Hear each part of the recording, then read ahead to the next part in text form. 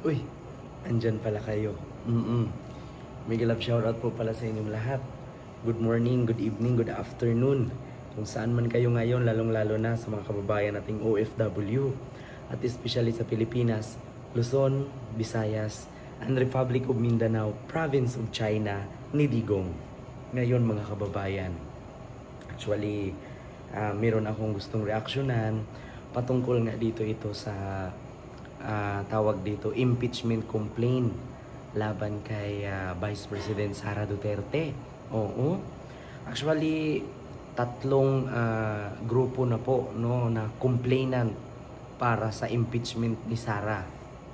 Ngunit medyo matagal-tagal po ang pagka proseso, inabot po ng halos isang buwan, ay sa wakas no maipasa na rin po ng Secretary General kay House Speaker Martin Romualdez. Naku po mga kababayan, marami na namang DDS nito na luluhod at magmamakaawa kay House Speaker Martin Romualdez. Ito sa totoo lang, natatawa ako eh. Bakit? Yung tinawag ni Sarang Tambaluslos, yun pala yung may hawak sa political career niya. No? Ito, awag kayo magalit sa akin. Yung tinawag ni Inday na Tambaluslos, yun pala yung magdidesisyon kung ituloy pa ba ang political career niya o hindi. 'Di ba? Alam niyo sa totoo lang, ang liit ng ang iksi ng buhay, ang liit ng mundo. 'Di ba? Dito ako naniniwala na bilog ang mundo. Bakit? Yung noong sinasabi ni Sara Duterte na tambaluslos, yung sinasabi niya na buang, yun pala ang magdesisyon sa kanya kung matutuloy pa ba ang political career niya or mahinto na. Kasi ito lang mga kababayan, no, kapag maituloy ang impeachment ni Sara, ni Tanod, hindi na po siya pwedeng pumasok.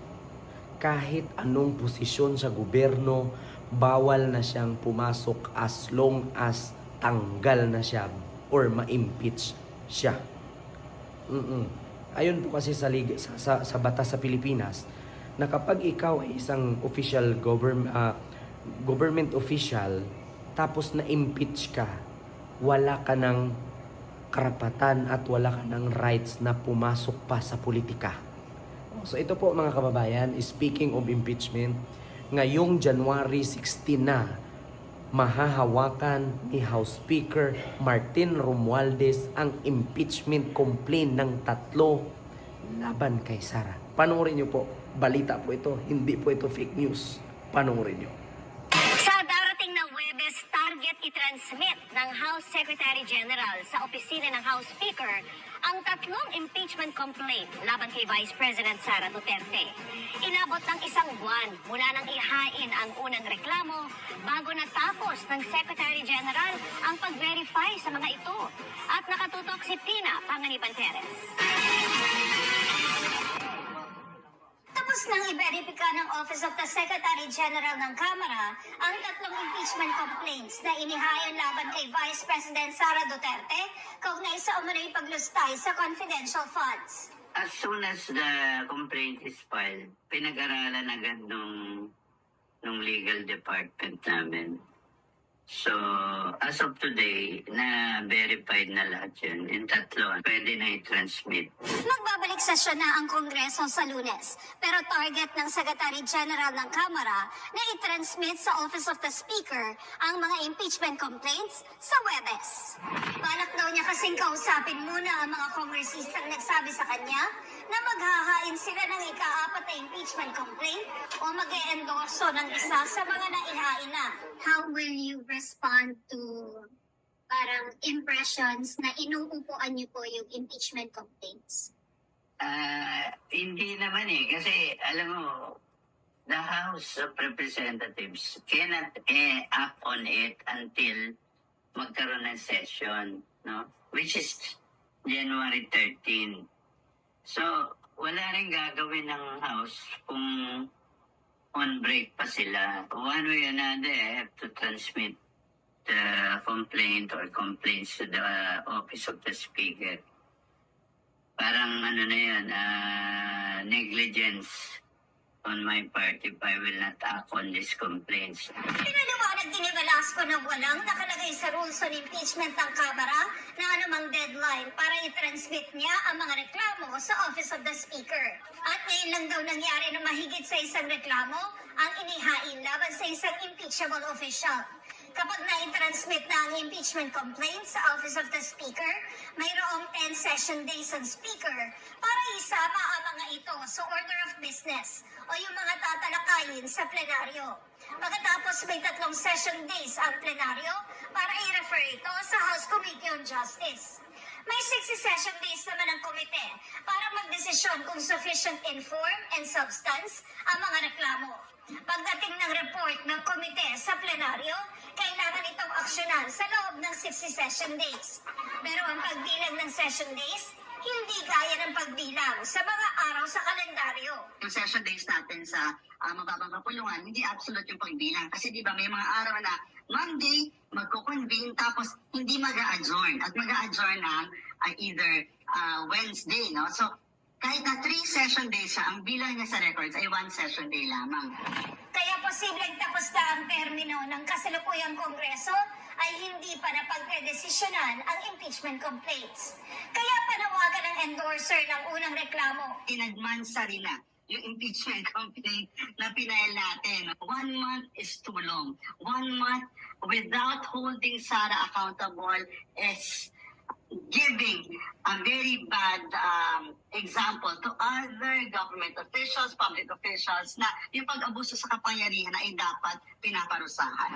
Sinusubukan pa namin makuha ang panig ni VP Sara, pero nauna na niyang sinabi na handa niyang harapin at sagutin ang mga alegasyon. Para sa GMA Integrated News, Tina Panganiban Perez, nakatutok, 24 oras.